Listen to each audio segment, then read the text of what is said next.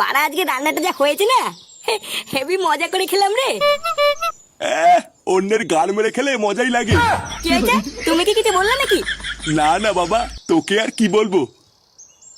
দাদু ভাই কোথায় রে? দাদু ভাইকে দেখছি না তো।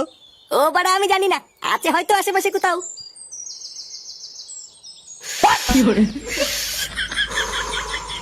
আলি তরুণ, এটা তো হেভি খেতে।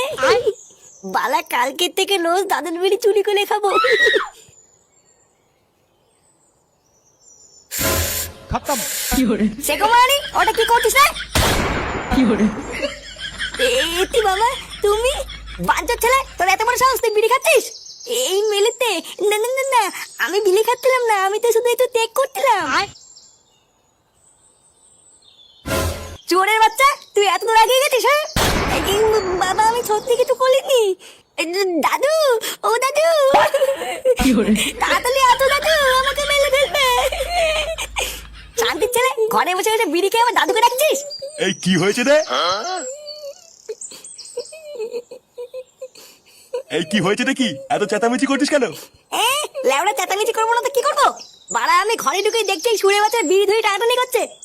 কি ফাটা বিড়ি খাচ্ছে? হ্যাঁ, আজকে চুদির ভাইকে হাতে হাতে ধরেছি, আজকেও সেটা আমি ভাঙবই।